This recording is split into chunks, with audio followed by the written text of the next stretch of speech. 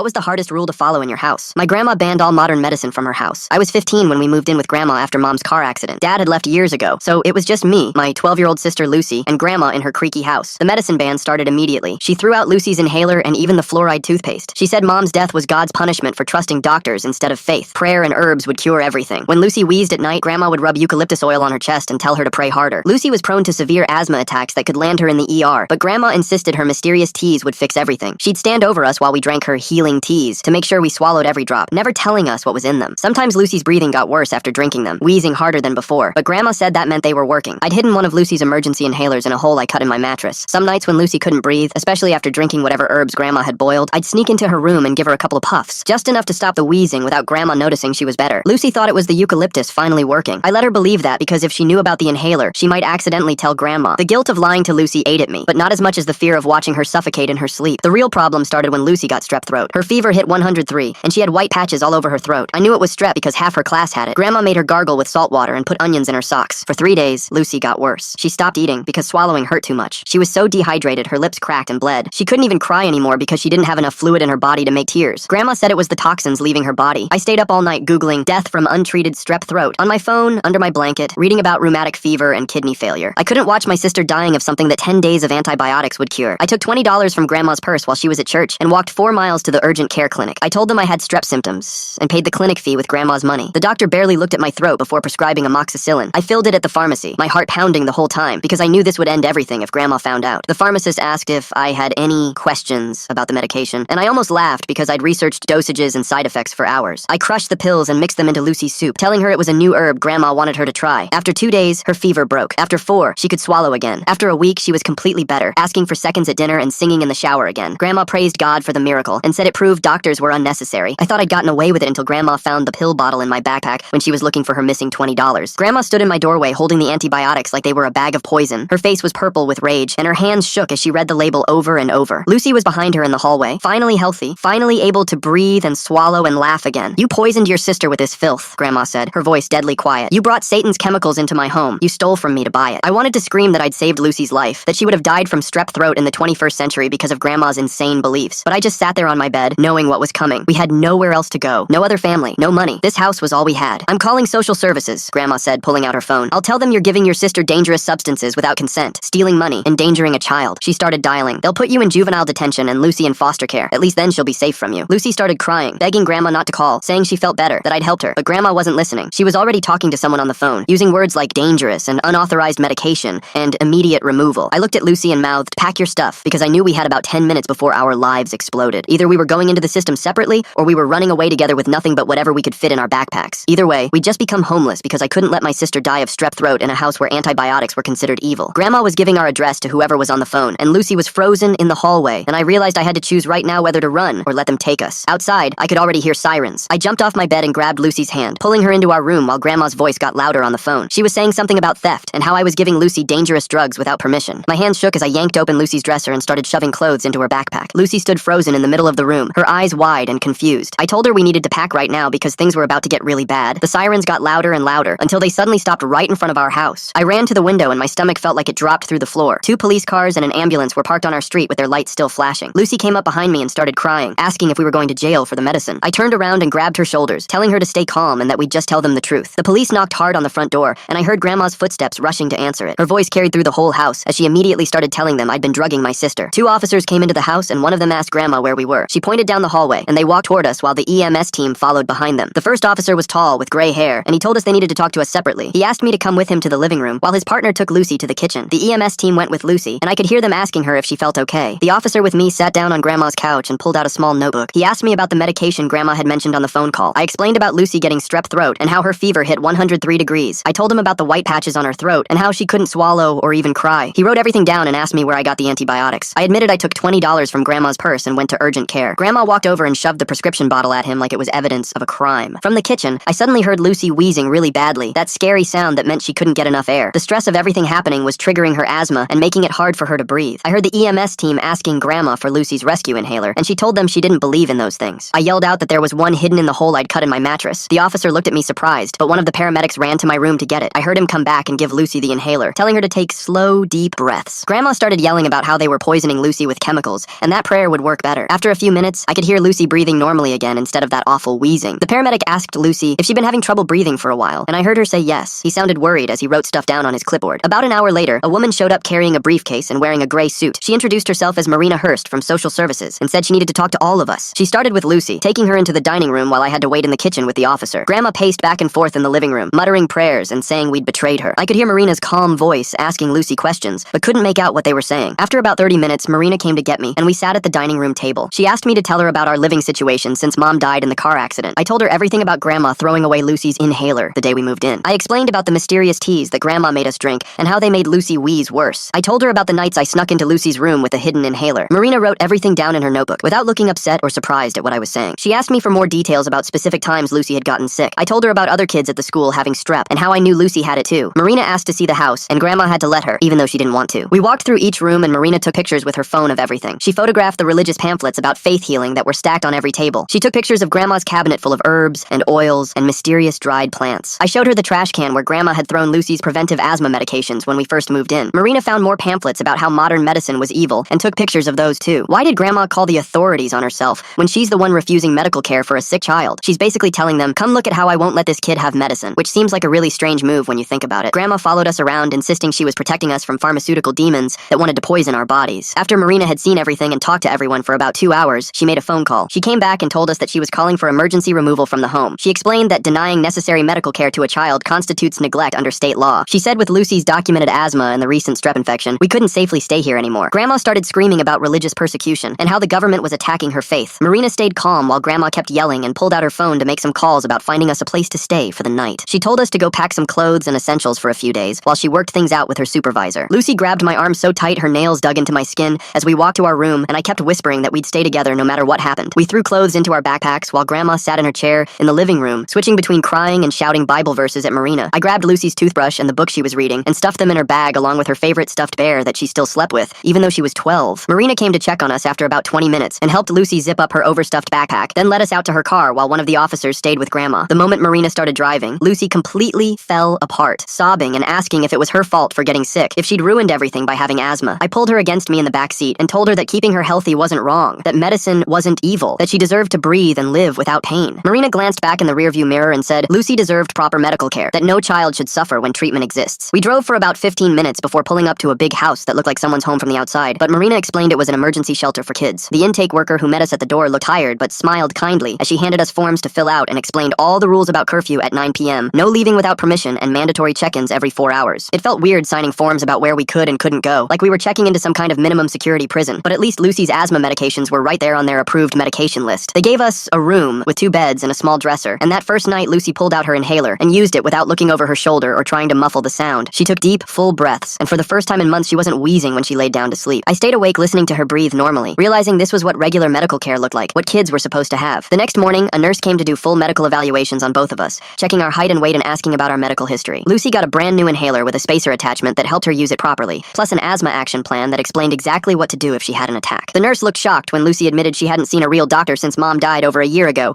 and she made notes about scheduling follow-up appointments with specialists. Marina visited that afternoon to explain what would happen next, telling us there would be a court hearing in a few weeks to figure out where we'd live permanently. She'd already started trying to find Dad, but his last phone number was disconnected, and his last known address was outdated. We didn't have any other relatives nearby, which meant we'd probably stay in foster care at least until the court decided what was best. She had me sign papers acknowledging that I'd stolen $20 from Grandma and given Lucy prescription medication without guardian consent, explaining that these facts would definitely come up in court. She said she'd argue that I was protecting Lucy from medical neglect, but the theft charge still made me look bad to the judge. 2 days later, they arranged a supervised phone call with Grandma, who immediately started crying and quoting Bible verses about honoring your elders and how foster care would corrupt our souls. She said we'd betrayed her and Mom's memory by choosing chemicals over faith, and Lucy surprised me by hanging up first without saying goodbye. 3 days after that, a counselor named Isabel Lopez helped us enroll in the local public school, setting up meetings with teachers and making sure they knew about our situation. She arranged for the school nurse to keep Lucy's rescue inhaler in her office and taught Lucy how to recognize her asthma triggers during school hours. It felt strange watching Lucy get excited about having her inhaler available at the school, like she'd forgotten what it was like to have access to medicine when she needed it. Back at the shelter, I kept thinking about just grabbing Lucy and running away together, finding somewhere we could disappear and start over. But there were cameras in every hallway and strict sign-out procedures, and Marina had warned me that if we ran, they'd definitely separate us when we got caught. So we followed every rule and went to every appointment and waited for our court date. While Lucy learned what it felt like to breathe freely, and I learned what it felt like to not spend every night terrified, my sister would suffocate in her sleep. Marina showed up at the shelter 3 days later with a thick folder and a tired look on her face. case. She pulled me aside while Lucy was in art therapy and spread out papers on the cracked plastic table in the meeting room. She'd been trying to track down Dad for days, calling old numbers and checking addresses from court records. Turns out he was living in Colorado with a new wife and 2 kids under 5. The child support office had his file marked as uncollectible since he hadn't paid anything in 3 years and kept changing jobs to avoid wage garnishment. Marina tapped the papers and said this actually helped our case because it proved Grandma was our only family option when Mom died. She'd already filed the paperwork showing Dad wasn't a placement option and wouldn't even return calls about us. 2 weeks passed before Lucy had her first real test at the school. They were running laps in PE when she started wheezing bad, her face going red as she pushed herself to keep up with the other kids. The teacher noticed right away and walked her to the nurse's office where they gave her the rescue inhaler we'd registered. Lucy came home that afternoon bouncing with excitement, telling me how the nurse let her sit for 10 minutes until her breathing was normal again and then sent her back to class like nothing happened. She kept saying she couldn't believe how fast the medicine worked compared to Grandma's herbs that never helped at all. The state assigned me a therapist who worked with kids in the system, and our first session was in a small office that smelled like old coffee and printer ink. I sat on the worn couch, picking at a loose thread, while she asked about everything that happened with Grandma. When she asked what scared me most about the whole situation, I admitted it wasn't getting in trouble for the stolen money or the antibiotics, but the idea of being separated from Lucy. She nodded and helped me write out a statement for court that focused on Lucy's medical needs and how I was just trying to keep her alive. Marina called the next week with news about a potential placement. A woman named Opal Swanson had space for both of us and had fostered siblings before, so she knew how important it was to keep us together. We met her briefly at the social services office, and she looked tired but smiled when Lucy showed her a drawing she'd made in art therapy. Opal asked about Lucy's asthma right away and said she'd already raised 2 kids with asthma, so she knew all about nebulizers and peak flow meters and action plans. When Marina asked if she had any concerns about taking us, Opal just shrugged and said keeping kids healthy and safe was the whole point. The court date was set for 3 weeks out, and a week before, Marina brought us a letter from Grandma. Her handwriting was shaky as she wrote that she'd agree to let us use modern medicine if we came home, that she'd been praying, and maybe God worked through doctors sometimes too. Marina explained it wasn't that simple though, because the court would need Grandma to complete parenting classes and therapy and prove she could follow medical advice consistently. When Marina called Grandma to explain the requirements, we could hear her yelling through the phone that she wasn't going to let the government tell her how to raise children. Marina hung up and made notes in our file that Grandma was refusing all remediation services. That night at the shelter, Lucy sat on my bed and asked me straight out why I never told her about the inhaler hidden in my mattress. Her voice was quiet, but I could tell she was hurt that I'd kept secrets from her all those months. I explained that I was scared she might accidentally mention it to Grandma during one of their prayer sessions or when Grandma was rubbing oils on her chest. Lucy hugged me and said she understood why I did it, but her eyes were wet and I knew she felt betrayed that I didn't trust her enough to tell her the truth. The night before court, I couldn't sleep at all. I kept going over what Marina had coached me to say, how I needed to stick to facts about Lucy's medical conditions and not get emotional about Grandma's beliefs. I practiced in the bathroom mirror, explaining how Lucy's fever hit 103 with strep, how she couldn't swallow or cry, how her asthma was so bad she wheezed every single night. Something doesn't quite add up about Grandma's sudden change of heart in that letter. She's willing to compromise on medicine now that she's lost control. The timing of her offer to allow modern medicine feels more like a desperate move to get them back than a real shift in her beliefs. Marina said the judge had seen hundreds of medical neglect cases and would understand, but my hands still shook when I thought about testifying against Grandma. The courthouse was smaller than I expected, just a regular building downtown with metal detectors and tired-looking security guards. We sat on hard wooden benches outside the courtroom while Marina reviewed our case with the state's attorney. When they finally called us in, the judge was already reading through a stack of medical records and the reports from the EMTs who'd treated Lucy that first night. Grandma sat at a table with her lawyer, wearing her best church dress and clutching her Bible. The judge listened to Grandma's lawyer argue about religious freedom for maybe 5 minutes before cutting him off, saying religious beliefs don't override a child's right to necessary medical care. When they called me to testify, my legs felt like jelly walking to the witness stand. The judge asked me about the hidden inhaler and the antibiotics, and my voice cracked as I explained how I had to sneak Lucy medicine in the middle of the night just so she could breathe. He asked why I didn't report the situation earlier, and I told him we had nowhere else to go, that Grandma was all we had after Mom died. He nodded like this wasn't the first time he'd heard that excuse. They called Lucy next, and watching my 12-year-old sister climb into that witness chair made my chest hurt. She whispered her answers about not being able to breathe at night and how the herb teas made her wheeze worse instead of better. When the prosecutor asked if she wanted to go back to Grandma's house, Lucy looked right at Grandma and said, not if it meant not having her inhaler. Grandma started sobbing loudly, and her lawyer asked for a recess, but the judge said we needed to finish Lucy's testimony first. Lucy answered a few more questions about the herbs and teas, her voice getting stronger when she talked about how much better she felt after the medicine I gave her. The prosecutor thanked her, and she climbed down from the witness stand, coming straight to sit next to me and grabbing my hand tight. The judge shuffled through more papers while Grandma's lawyer tried to argue about how loving and caring she was, but the judge kept shaking his head. After what felt like forever, he finally looked up and said he was ready to make his ruling. He said medical neglect was clear, and that we couldn't return to Grandma's care right now. He ordered us to stay in foster placement with a woman named Opal, who Marina had found, someone who'd already passed all the background checks and home study stuff. Grandma could have supervised visits if she completed a medical education course and went to family therapy, but she had to prove she understood why medicine was necessary. Before the judge even finished talking, Grandma stood up and walked out of the courtroom, slamming the door so hard the bailiff jumped. Marina drove us straight to Opal's house that same afternoon, and I kept looking back at Lucy in the back seat to make sure she was okay. Opal met us at the door, a tired-looking woman in her 50s who smiled and didn't try to hug us or anything weird. She showed us to our room, and I couldn't believe it had 2 actual beds, not just a bed and a couch like at the shelter. There was a desk by the window and a closet with hangers already in it. Plus, she pointed to the bathroom cabinet where she kept regular stuff like Tylenol and Band-Aids and said we never had to ask permission to use use them if we were hurt or sick. Lucy immediately took her inhaler out of her pocket and put it on the nightstand between our beds, right out in the open where anyone could see it. The first few days were weird because we kept waiting for rules about prayer time or special teas, but Opal just asked if we wanted pizza or pasta for dinner. About a week later, Marina called to say Grandma had signed up for her required classes, and we'd have our first supervised visit soon. The visit was at some community center, and when we walked in, Grandma was already there with a plastic bag. She pulled out a bottle of holy water and started trying to bless Lucy's inhaler, saying she was combining faith with medicine now. Lucy pulled her inhaler away, but Grandma grabbed it back and started pouring oils on it, saying it would help the medicine work better. The supervisor, some guy with a clipboard, had to step in and tell Grandma she couldn't put substances on medical equipment. Grandma argued that olive oil was natural and godly, but he took the inhaler and went to wash it off while Lucy started wheezing from the stress. After that disaster, we didn't see Grandma for a while and just settled into normal life at Opal's house. She helped us figure out routines like homework right after school, then chores, then free time before bed. She took Lucy to see a special lung doctor who did all these breathing tests and changed her medicines around. The doctor gave her a different inhaler for daily use and kept the old one just for emergencies, plus some pills she had to take at night. For the first time since moving in with Grandma, Lucy went a whole week without wheezing even once, not even when she ran up the stairs. At the school, Isabel would find me in the hallway every Monday to check how things were going. My grades started going up because I wasn't staying awake all night listening for Lucy's breathing or sneaking her medicine. Lucy joined the art club and made friends with kids who didn't know anything about Grandma or foster care or any of our mess. She'd come home talking about her friend Alice's birthday party, or how her art teacher said she had real talent. Marina visited one afternoon and told us Grandma had started the required parenting classes, but walked out of the first therapy session after 10 minutes. She had to complete both things to get unsupervised visits, which meant we wouldn't see her alone anytime soon. Part of me felt relieved, but another part felt sad because Grandma was choosing her beliefs over us again. 2 months after moving in with Opal, Lucy had her first bad asthma attack at the house. She'd been playing outside and came in gasping, her lips turning that scary blue color. Opal didn't panic at all, just got Lucy sitting up straight and gave her the rescue inhaler while calling the doctor's emergency line. She followed the action plan the doctor had written out, timing the inhaler puffs and checking Lucy's breathing. Within 20 minutes, Lucy was breathing normal again, and Opal made us all hot chocolate like it was no big deal. She didn't make Lucy feel bad about having an attack or say she should have been more careful. A few weeks later, Marina called to say Grandma had finally completed enough requirements for another supervised visit. We met at a park this time, and Grandma looked older somehow, like she'd shrunk a little bit. She asked about school and didn't mention God or prayer or herbs once. Lucy showed her an art project she'd made, a painted wooden box, and Grandma actually smiled and said it was pretty. She didn't try to bless it or pour oil on it or anything. The therapist Marina found for me was this younger guy who didn't make me lie on a couch or anything like they do in movies. We just sat in regular chairs and talked about stuff, and after a few sessions I told him about the guilt I felt for lying to Lucy about the inhaler. He helped me understand that protecting Lucy didn't make me bad, even if I had to break rules and steal money to do it. We worked through the anger I had at Grandma for almost letting Lucy die, and at Dad for leaving us with no good options. Slowly, I started feeling less guilty about that $20 because it literally saved Lucy's life. Then one day, Marina showed up with papers saying Dad had finally responded to all the court stuff. He was officially giving up his parental rights, signing papers saying he didn't want custody of us. It hurt more than I expected, seeing it in legal writing that he didn't want us. Marina said this was actually good because it meant we couldn't get yanked away to live with him and his new family. Opal had already started filing paperwork to be our long-term foster placement, which meant we could stay with her until we turned 18 if everything worked out. 3 months later, Marina drove us to the Children's Hospital for Lucy's lung function tests, and I watched the technician hook her up to this machine with tubes while Lucy breathed into it following instructions on a computer screen. The results came back showing major improvement from her baseline tests they'd done when we first moved in with Opal, though the doctor pointed at some areas on the scan showing scarring from years of untreated asthma attacks. Lucy started crying when the doctor said she could live a totally normal life with her medications, and I had to look away because seeing her that happy made my chest hurt in a good way. The doctor printed out the results and gave Lucy a copy to keep, and she held onto those papers the whole ride home like they were made of gold. That weekend, a package arrived addressed to Lucy with no return address, but when she opened it, there was a birthday card from Grandma with a $20 bill folded inside. The note said she'd been praying for us every day and going to grief counseling twice a week to work through Mom's death properly this time. She didn't write anything about wanting us back or missing us or how we should come home, which made me feel weird because it was progress, but also like she was letting us go. Lucy taped the card to her bedroom wall next to her inhaler, and the $20 went into a piggy bank Opal had given her. A few weeks later at the school, Lucy's art teacher entered her painting of a girl breathing in clouds into the district contest, and when the principal announced over the intercom that Lucy won first place for her grade level, I was sitting in math class and had to put my head down on my desk because I was so proud. Grandma trying to pour holy water and oils on Lucy's inhaler during their supervised visit makes me wonder if she's really understanding what the judge told her about mixing faith with medical care, or just pretending to comply while still doing dangerous things. Isabel came to find me after class and took a picture of me and Lucy holding the painting for our case file, and Lucy explained to everyone who asked that she could paint steady lines now because she wasn't shaking from trying to breathe. The painting went up in the main hallway display case, and every time I walked past it, I remembered those nights when she couldn't even hold a pencil steady. Marina came for her monthly visit and sat us down at Opal's kitchen table with a bunch of paperwork about permanency planning, explaining that if reunification with Grandma wasn't going to happen, Opal had already said she'd be open to adoption. The word adoption made my head spin because it meant we'd have a real legal home forever, not just until we turned 18. And Lucy must have been listening from the hallway because she came in and asked Opal if we could call her Mom if that happened. Opal's eyes got watery, and she said, "Whenever you're ready," in this quiet voice, and Lucy hugged her so hard, Opal almost fell off her chair. 6 months after they'd taken us from Grandma's house, we had a big family team meeting at the social services building with Marina, the judge's representative, live, our therapists and Grandma joining by video call on Marina's laptop. Grandma looked different on the screen, healthier somehow with her hair done nice and wearing regular clothes instead of her usual prayer robes, and when she spoke, she said she understood her grief over Mom had made her do things that hurt us. She said she wanted what was best for us, even if that meant not living with her, and the therapist on her end nodded like this was a big breakthrough. The judge reviewed everything at the next court hearing, reading through Marina's reports and the medical records and Grandma's progress in therapy before extending our foster placement with Opal for another 6 months. Grandma got monthly supervised visits if she wanted them and could call us once a week on Sunday afternoons. Plus, she had to keep going to therapy and take a class about childhood asthma to understand Lucy's medical needs. Marina said it wasn't perfect, but it was movement in the right direction, and I noticed she didn't say anything about us going back to live with Grandma eventually. The next month, Lucy signed up for the school talent show and practiced singing this song from a movie every single day until Opal and I knew all the words by heart. On the night of the show, Lucy stood on that stage in front of hundreds of people and sang the whole song without getting winded once, hitting all the high notes that would have left her gasping before. Grandma came to the supervised visit the next day and told Lucy she was proud of her, and she didn't add anything about how Mom would have been proud too, or how God gave her that voice, which our therapist said showed Grandma was learning to separate her grief from our daily lives. I got a letter in the mail saying I'd been accepted to a summer program at the medical school for high school students interested in healthcare careers, and apparently my essay about saving Lucy from strep throat had made the selection committee pay attention. Opal spent hours on the phone figuring out transportation and schedules, treating it like I was her actual kid getting into something important, and she even bought me new notebooks and pens for the program. Marina called one afternoon to tell us Grandma had graduated from both her parenting class and the medical education course about asthma, and she wanted to show us her certificates at the next visit. When we met at the supervised visit location, Grandma pulled out this notebook full of notes she'd taken about asthma triggers and peak flow meters and controller versus rescue medications, and she knew the actual names of Lucy's medicines. Now, instead of calling them poison, she'd highlighted sections about how untreated asthma could cause permanent lung damage and had written, "I'm sorry," in the margin next to it. A whole year after that night with the sirens and the police and Grandma calling social services on us, we met her at a park for our first visit without a supervisor watching everything. She brought sandwiches she'd made and a blanket to sit on, and when Lucy pulled out her inhaler to take a puff before running to the playground, Grandma just nodded and said that was smart thinking to prevent an attack during exercise. We walked back to Opal's car, and Lucy ran ahead to buckle herself in, while Grandma squeezed my shoulder and got into her own car. That night at dinner, Opal pulled out a thick folder and spread papers across the kitchen table. She explained these were adoption forms and asked if we wanted to make this permanent. Lucy jumped up so fast her chair fell backward and she threw her arms around Opal's neck. I signed my name on every line Opal pointed to while my hand shook a little. Marina called the next morning to say Grandma had already told her she wouldn't fight the adoption. She understood now that being our grandmother didn't mean she had to be our guardian. The relief hit me so hard I had to sit down on the kitchen floor. 2 weeks later, Lucy got invited to her first sleepover at her friend Alice's house. Opal spent 20 minutes on the phone with Alice's mom explaining Lucy's asthma medications. She packed Lucy's inhaler in a special bag with written instructions about when to use it. Lucy came home the next afternoon, bouncing around the living room and talking non-stop about movies and popcorn. She'd used her inhaler twice during the night, and nobody made a big deal about it. 3 months passed with court dates and home visits and more paperwork than I knew existed. Grandma called one Sunday afternoon and asked if she could come to my graduation next year. She promised to follow every single one of Opal's rules about medical stuff. Lucy and I sat on the porch for an hour talking about whether we were ready for that. We decided she was still our grandmother, even if she couldn't raise us anymore. The adoption hearing happened on a Thursday morning in May at the courthouse downtown. The judge read through all the reports while we sat in uncomfortable wooden chairs. He asked Lucy and me if this was what we wanted, and we both said yes immediately. He signed the final paper and said we were officially Swansons now. Opal cried and hugged us both while Marina took pictures with her phone. That Saturday, we had a small party in Opal's backyard with a cake from the grocery store. Isabel came with balloons, and Marina brought her kids, who played with Lucy. Even our therapist stopped by to congratulate us and eat cake. A card arrived from Grandma with a photo album she'd been keeping in her closet. The album had pictures of Mom from when she was our age and younger. It was Grandma's way of saying she accepted how things turned out. Lucy started running with some girls from the school who were forming a track team. The coach said she needed a physical first, so Opal took her to the doctor. They did lung function tests and said Lucy could absolutely run track with her medications. At her first meet, I watched her run the 800-meter race without stopping once. She came in third place, but she was breathing normally at the finish line. Opal yelled louder than any other parent in the stands. Grandma started coming for Sunday dinner once a month after that. She brought apple pie from the bakery and told stories about Mom's childhood.